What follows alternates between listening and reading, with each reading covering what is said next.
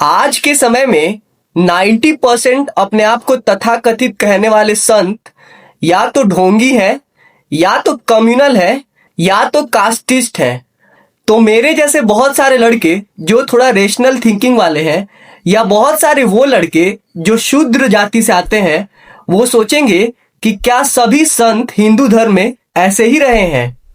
तो बिल्कुल नहीं।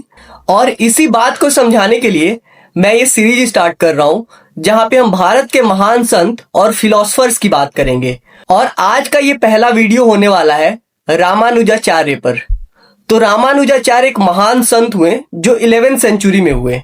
एक बात और, जो भी ये वेदांत के गुरु हुए, जब भी इनकी बात होगी, जैसे माधवाचार्य हो गए, रामानुजाचार्य हो गए, वल्लभाचार्य हो गए, कोई भी हुआ, इनकी बात करने से पहले शंकराचार्य की बात करना बहुत जरूरी है, क्योंकि इन आचार्यों की फिलॉसफी जो है वो शंकराचार्य की फिलॉसफी के डिसएग्रीमेंट के बाद ही आया है। तो जैसे रामानुजाचार्य हो गए, ये भी पहले अद्वैत के स्टूडेंट हो गए, लेकिन कुछ अद्वैत की बातें इनको जची नहीं, इसीलिए इन्होंने अपना एक फिलॉसफी बनाया, विशिष्ट अद्वैत। और आगे बढ़ने से पहले मैं एक छोटा सा अपना भी स्टोरी शेयर करना चाहता हूं। तो मैं रामानुजाचार्य या वल्लभाचार्य को जानने से पहले ही शंकराचार्य और अद्वैत का फैन हो गया था, और इन लोग के बारे में जानबूझ के नहीं पढ़ता था, क्योंकि मुझे मालूम था कि इन्होंने अपने फिलॉसफी में शंकराचार्य को क्रिटिसाइज किया है। और यही होता है जब आप किसी के फैन हो जाते हैं कि दूसरे की बात तक सुनना आपको पसंद नहीं होता है। लेकिन फिर मुझे कहीं से रामानुजाचार्य की एक छोटी सी स्टोरी मालूम चलती है, और मैं सोचता हूं कि मैं कितना गलत था, और जिससे मालूम चलता था कि मैं कितना अज्ञानी और मूर्ख था जो एक परसेप्शन बना के चल रहा था। तो वो स्टोरी ये है कि रामानुजाचार्य 11वीं सेंचुरी में हुए, और उस समय इनके गुरु थे वो शूद्र समुदाय से आते थे, और इनके एक स्टूडेंट भी थे धनुर्दास, ये भी शूद्र समुदाय से आते थे। ये वो समय था 11वीं सेंचुरी जब कास्टिज्म अपने पीक पर था, मतलब कि ब्राह्मण अपने आप को सबसे सर्वश्रेष्ठ समझता था और दूसरों को अपने से नीचे। लेकिन रामानुजाचार्य ने ये कास्ट बैरियर को तोड़ा। लेकिन ये हो सकता है कि आप लोग में से बहुत लोग बोले कि इतना महान क्या कर दिया, शूद्र भी मनुष्य है और मनुष्य को मनुष्य समझा। तो जी हाँ, मैं आपकी भी बात से सहमत हूं, लेकिन आप टाइम पीरियड भी तो देखिए। ये उस समय की बात है जब जातिवाद अपने चरम पर थी। आज आजादी के 78 साल बाद भी आप देखेंगे तो हमें ऐसे केसेस मिलते हैं जहां पे किसी शूद्र के ऊपर मूत्र विसर्जन कर दिया, घोड़ी से उतार दिया। तो आप ये सोचिए कि उस समय ये कितना टफ होता था। इसके अलावा रामानुजाचार्य ने अपने देश में पहला ऐसा मंदिर बनाया जहां पे सबका प्रवेश था। उससे पहले कोई भी ऐसा मंदिर नहीं था जिसमें शूद्रों को प्रवेश करने देते थे। अब आते हैं रामानुजाचार्य की फिलॉसफी पर और शंकराचार्य की फिलॉसफी से जो इनके मतभेद थे उस पे। तो अगर आपने अद्वैत के बारे में थोड़ा सा भी पढ़ा होगा तो एक लाइन बहुत फेमस है शंकराचार्य का, ब्रह्म सत्य जगत मिथ्या, कि ब्रह्म भी सत्य है और ये संसार जो है वो मिथ्या है। जिसको काटते हुए रामानुजाचार्य ने कहा था कि जब ब्रह्म सत्य है और ये जो संसार है ये ब्रह्म का ही मैनिफेस्टेशन है, मतलब कि भगवान का बनाया हुआ ही संसार है, तो मिथ्या कैसे हो सकता है। और इन्हीं सब कुछ बातों से उन्होंने खुद की फिलॉसफी डेवलप करी।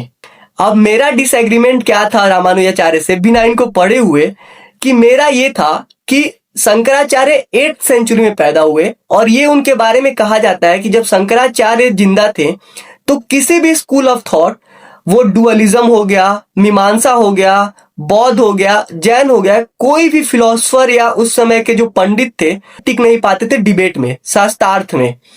तो मेरा ये था कि जो इंसान 8th सेंचुरी में था, आप 11वीं सेंचुरी में आते हो 300 साल बाद, और फिर वो इंसान जब जिंदा नहीं है तो उसके कुछ चीजों को चेरी पिक करते हो, मतलब कुछ कुछ चीजों को उठाते हो और उसे गलत ठहराने का प्रयास करते हो।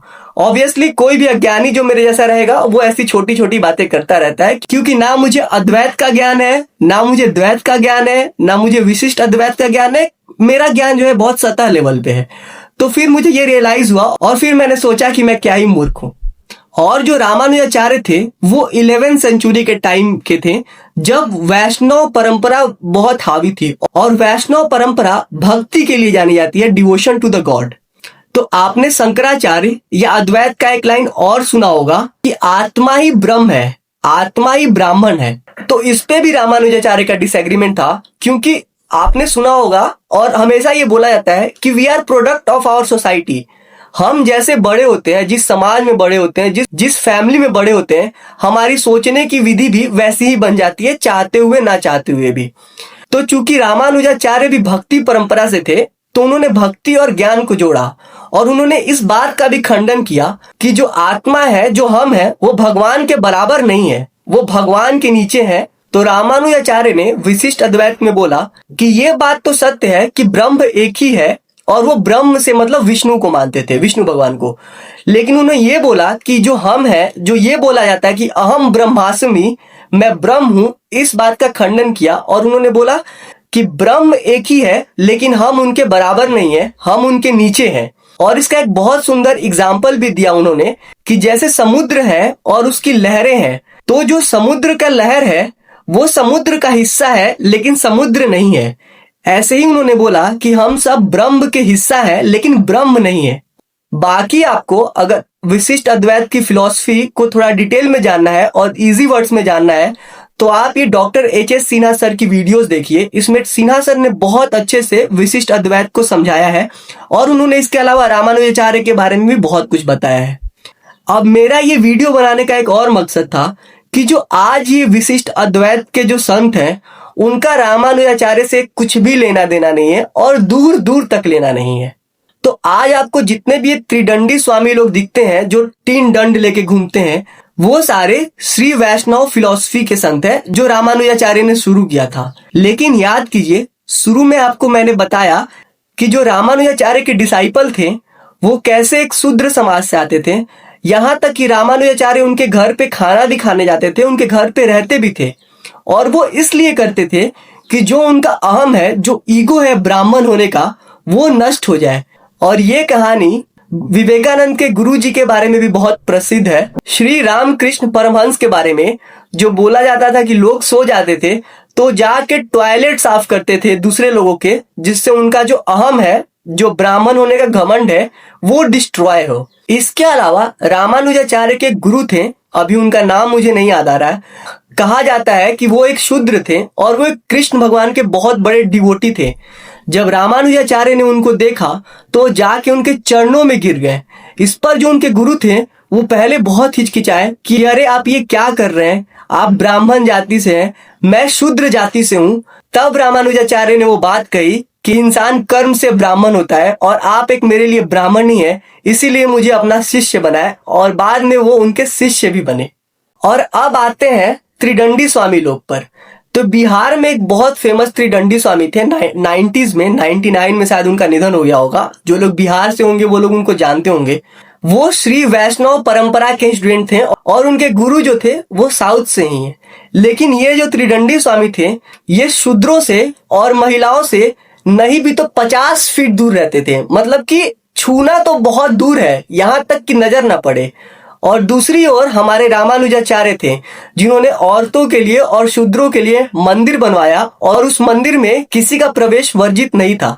तो आप सोच रहे हैं कितना डिस्टिंक्शन इनके थॉट प्रोसेस में।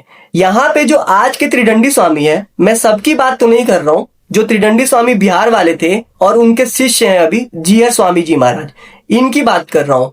ये दोनों लोग महिलाओं और शूद्रों से एकदम दूर रखते हैं। ये वही है ब्राह्मण वाला माइंडसेट कि हम शूद्र से कैसे मिले, हम शूद्र को कैसे छुएं, हम अछूत हो जाएंगे, हमारा धर्म भ्रष्ट हो जाएगा। बाकी अगला एपिसोड फिर लेके आता हूं किसी दूसरे संत के बारे में। Thank you. मेरा नाम है विशाल दुबे।